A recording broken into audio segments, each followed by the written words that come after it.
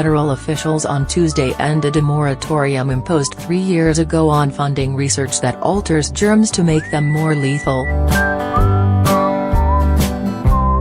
Such work can now proceed, said Dr. Francis S. Collins, the head of the National Institutes of Health, but only if a scientific panel decides that the benefits justify the risks. Some scientists are eager to pursue these studies because they may show, for example, how a bird flu could mutate to more easily infect humans, or could yield clues to making a better vaccine. Critics say these researchers risk creating a monster germ that could escape the lab and seed a pandemic. Continue reading the main story. Advertisement. Continue reading the main story. Now, a government panel will require that researchers show that their studies in this area are scientifically sound and that they will be done in a high-security lab.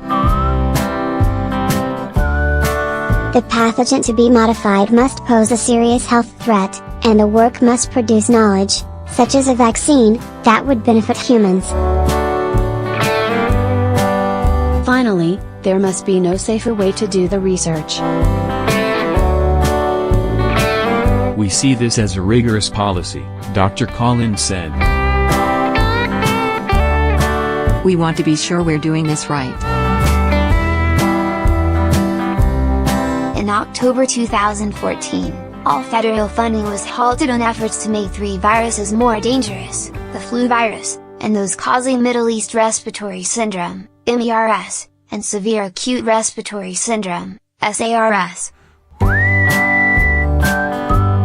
But the new regulations apply to any pathogen that could potentially cause a pandemic. For example, they would apply to a request to create an Ebola virus transmissible through the air, said Dr. Collins. There has been a long, fierce debate about projects, known as gain-of-function research, intended to make pathogens more deadly or more transmissible. In 2011, an outcry arose when laboratories in Wisconsin and the Netherlands revealed that they were trying to mutate the lethal H5N1 bird flu in ways that would let it jump easily between ferrets, which are used to model human flu susceptibility.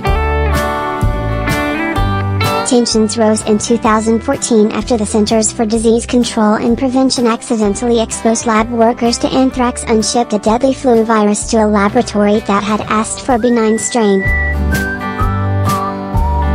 That year, the N.I.H. also found vials of smallpox in a freezer that had been forgotten for 50 years.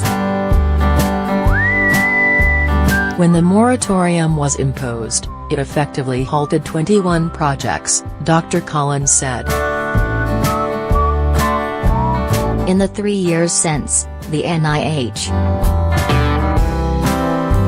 created exceptions that funded 10 of those projects. 5 were flu-related, and 5 concerned the MERS virus.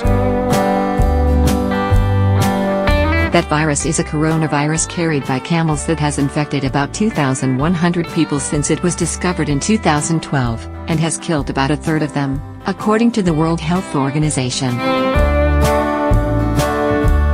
Critics of such research had mixed reactions. There's less than meets the eye, said Richard H. Bright, a molecular biologist and bioweapons expert at Rutgers University. Although he applauded the requirement for review panels, he said he would prefer independent panels to government ones. He also wanted the rules to cover all such research rather than just government-funded work, as well as clearer minimum safety standards and a mandate that the benefits outweigh the risks instead of merely justifying them. Mark Lipsitch, an epidemiologist who directs the Center for Communicable Disease Dynamics at the Harvard School of Public Health, called review panels a small step forward. Recent disease-enhancing experiments, he said, have given us some modest scientific knowledge and done almost nothing to improve our preparedness for pandemics, and yet risked creating an accidental pandemic.